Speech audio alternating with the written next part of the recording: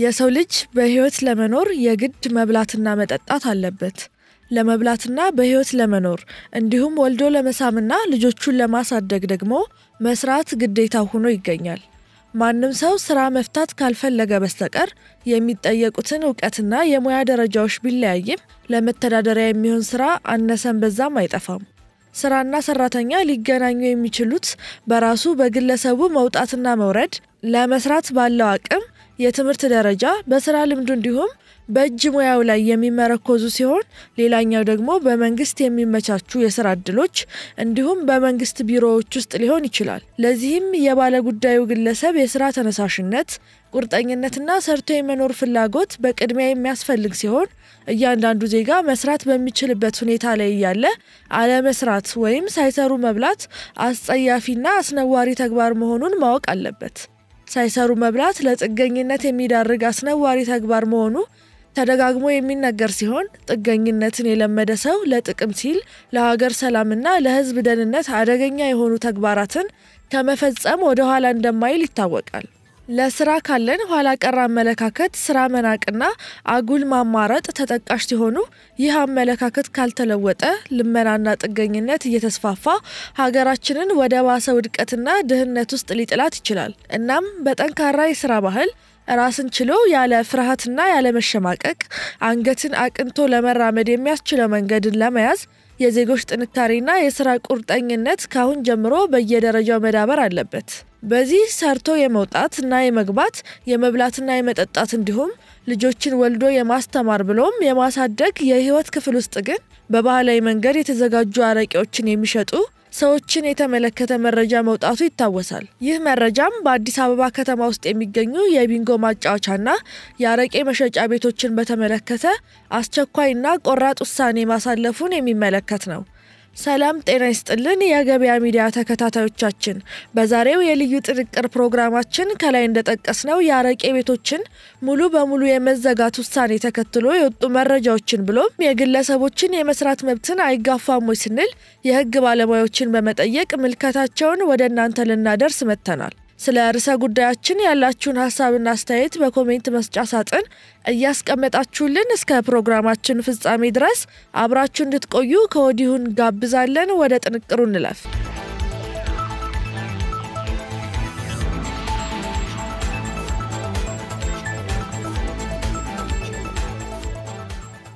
የአዲስ አበባ ከተማ አስተዳደር ሰላምና ጸጥታ ቢሮ በከተማው ውስጥ የሚገኙ የቢንጎ ማጫወቻና የአረቄ መሸጫ ቤቶችን በተመለከተ አስቸኳይና ቆራጥ ውሳኔ ማሳለፉ ይታወሳል።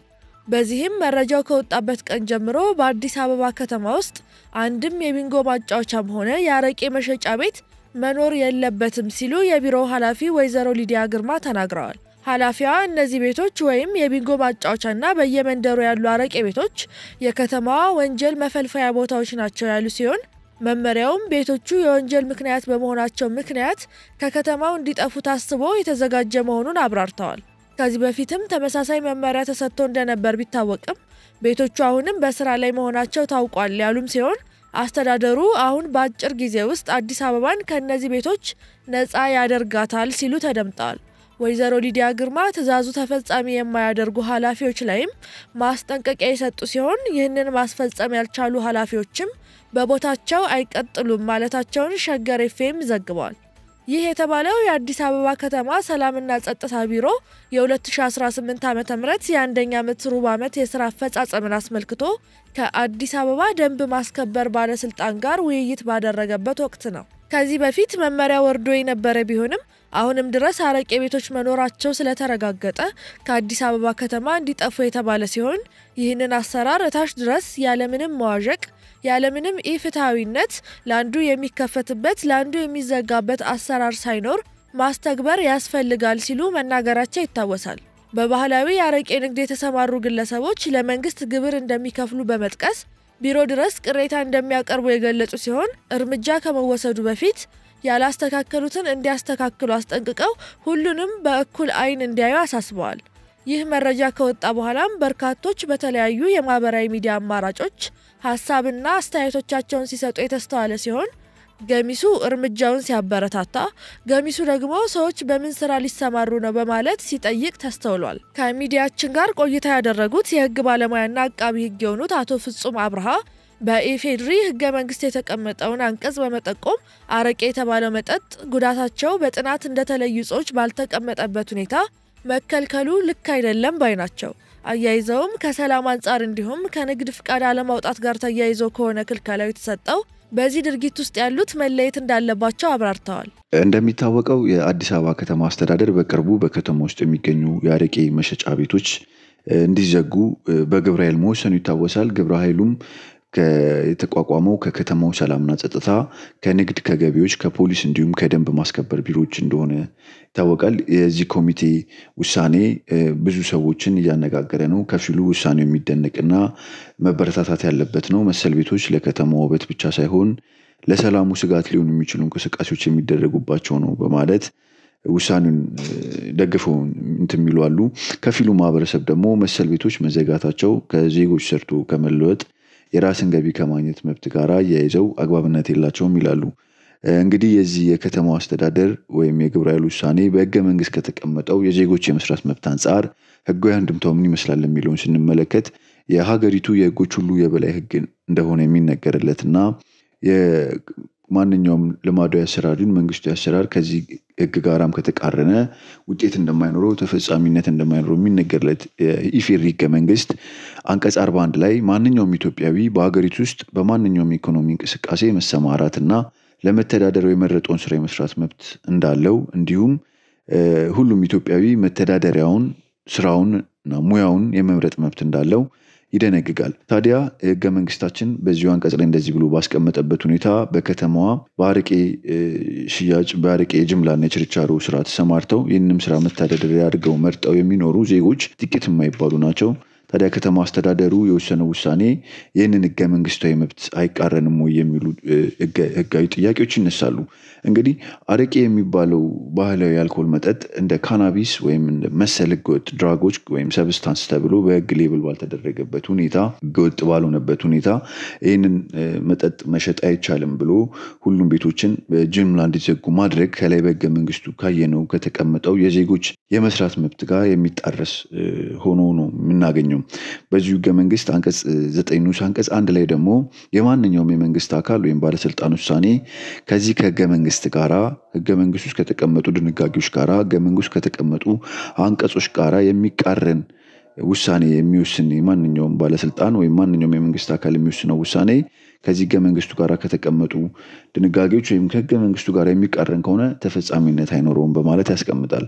በመሆኑም የተዘጉ አረቄ ቤቶች የተዘጉበት ምክንያት ህጋዊና አሳማኝ ባልሆነበት ለምሳሌ ከጸጥታ ችግር ጋራ ከሰላም ችግር ጋራ ተያያዥነት ያላቸው ናቸው ከተባለ ያ ለይታ ተደርጎ የትኞቹ አካባቢ ያሉ ቤቶች ናቸው እንደዚህ አይነት እንቅስቃሴዎች የሚደረግባቸው የሚለው ተለይቶ ተሰርቶ እነዛ እንቅስቃሴዎች እንዲወገዱ ወይም የነዛ መሰል ችግሮች ስጋቶች እንዲወገዱ ማድረግ እየተቻለ ወይም ደግሞ ከንግድ ፍቃድና ከንግድ ስራ ጋርም ተያይዞ ከሆነም ደግሞ እንደዛው ንግድ ፍቃድ ማውጣት ያለባቸው መስፈርቱን የሚያሟሉት የትኞቹ ቤቶች ናቸው መስፈርቱንስ የሚያሟሉት የትኞቹ ቤቶች ናቸው ከንግድ ስራ ጋር ተያይዞ የትኛው ላይ ነው እርምጃ መወሰድ ያለበት የለበትም የሚለውን የጥናት ስራ ሳይደረግ ሙሉ በሙሉ ሁሉንም ቤቶች በአንድ ላይ በጅምላ አሽጎ አረቄ መሸጥ አይቻልም አረቄ ባረቄ እንትን መስራት አይቻልም ወይም አረቄ ያወጡ አረቄ መሸጥ ጅምላ ማከፋፈል በችርቻሮ መሸጥ አይቻልም ብሎ እንደዚህ አይነት ውሳኔ መወሰን ህገ መንግስቱ ላይ ከላይ ካየነው ህገ መንግስታዊ መብት ጋራ የሚቃረን አይነት ውሳኔ ነው እና እንደዚህ አይነት ውሳኔዎች ደግሞ ከህገ መንግስቱ ጋራ የሚቃረኑ ከሆነ ተፈጻሚነት የሌላቸው መሆኑን ህገ መንግስቱ ላይም በአንቀጽ 9 ንዑስ አንቀጽ 1 ላይ ተቀምጦ የምናገኘው ነው። በመሆኑም ከተማው አስተዳደር እነዚህን ቤቶች የዘጋበት ምክንያት ህጋዊና በቂ ነው ወይ አይደለም የሚለው ጥያቄ ውስጥ የሚገባና ለመሰለ ክፍተቶችም ወይም የአሰራር ችግሮችም የሚያጋልጥ መሆኑን መረዳት ይቻላል። ሌላኛው ከገበያ ሚዲያ ጋር ቆይታ ያደረጉት የህግ ባለሙያ አቶ ጥጋቡ ደሳለኝ ደግሞ ማንኛውም ለትርፍ የሚሰራ ግለሰብም ሆነ ተቋም አነሰም በዛም የንግድ ፍቃድ እንደሚያስፈልገው ነው የሚያነሱት። ማንኛውም ንግድ መነገድ ወይም መሰራት ያለበት በንግድ ፈቃድ አማካኝነት ነው። በንግድ ህጉ 1243 2013 ዓመተ ምህረት የወጣ አንድ የንግድ ህግ ዋናው የንግድ ህጋችን አለ።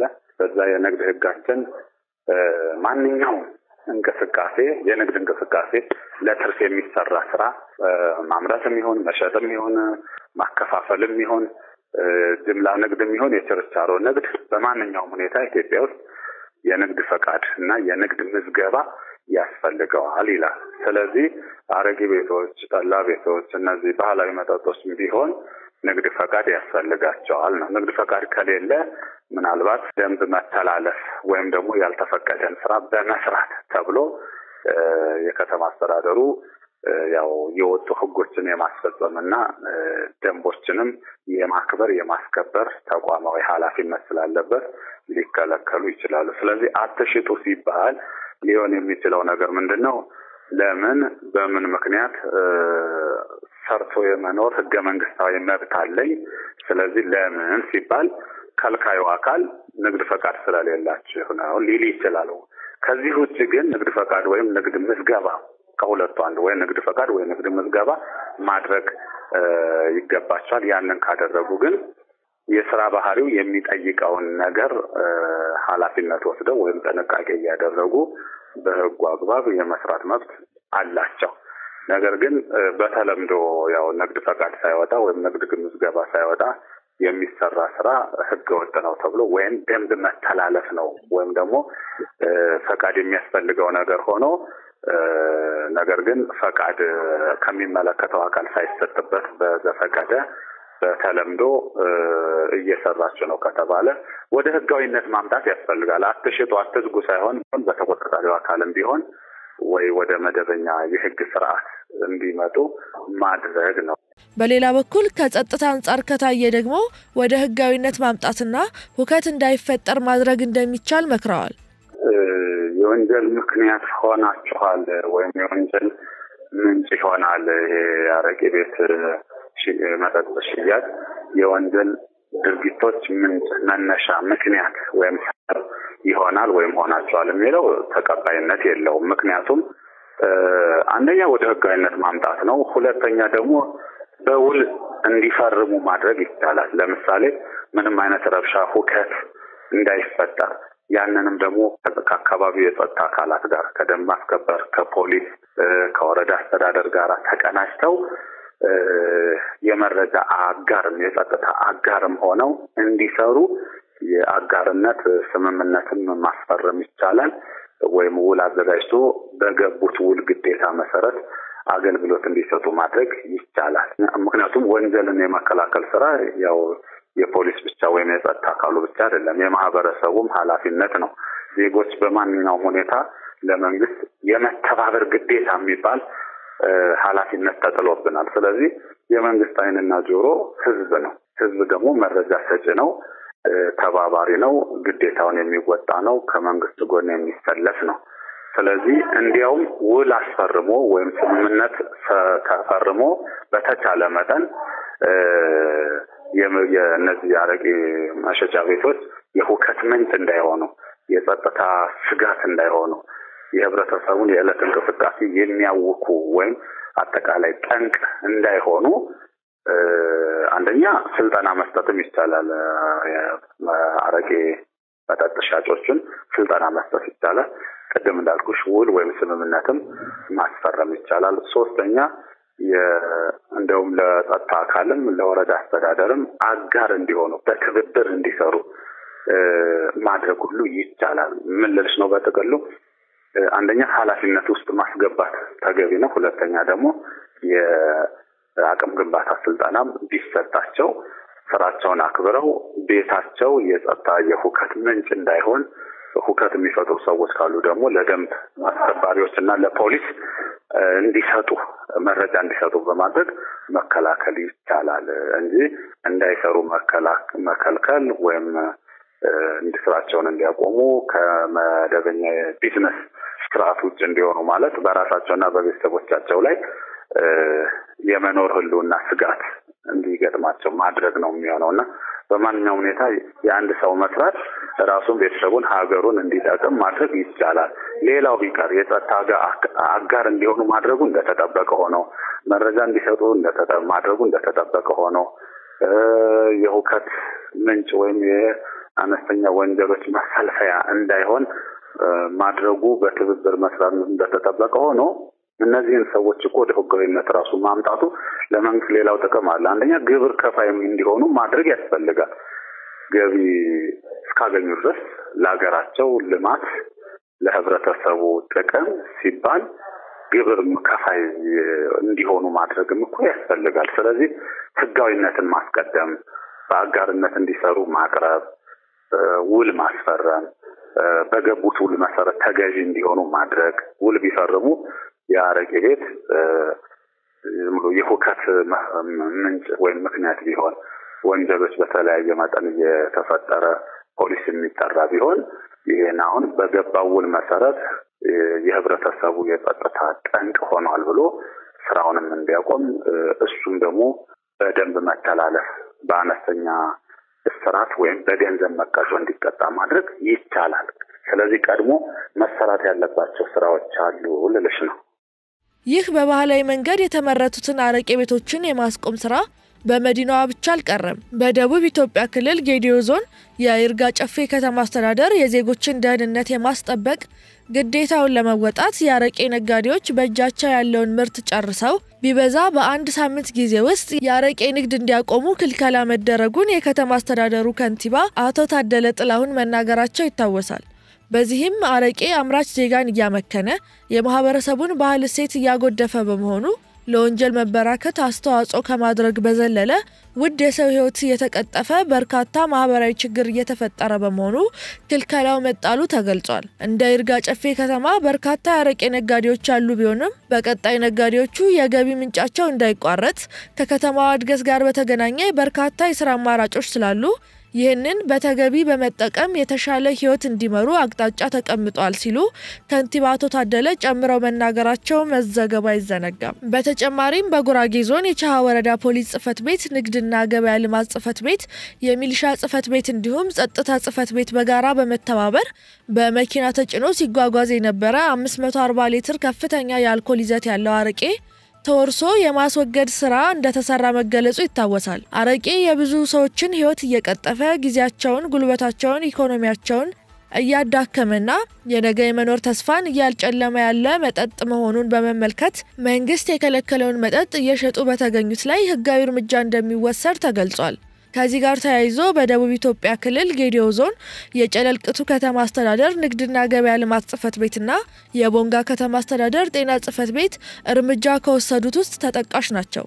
የተከበራችሁ የገበያ ሚዲያ ተከታታዮቻችን በአዲስ አበባ ከተማ ውስጥ የሚገኙ የቢንጎ ማጫወቻና የአረቄ መሸጫ ቤቶችን በተመለከተ አስቸኳይና ቆራጥ ውሳኔ መተላለፉን ተከትሎ በተለይም የበርካቶች መተዳደሪያ የሆኑትን አረቄ ቤቶችን በማንሳት ከህግ ባለሙያዎች ጋር ያደረግነውን ቆይታ እንዲሁም ሌሎች ዝርዝር መረጃዎችን ስናደርሳችሁ ቆየን። እስከ ፕሮግራማችን ፍጻሜ ድረስ አብራችሁን ስለቆያችሁ እናመሰግናለን። መልካም ጊዜ።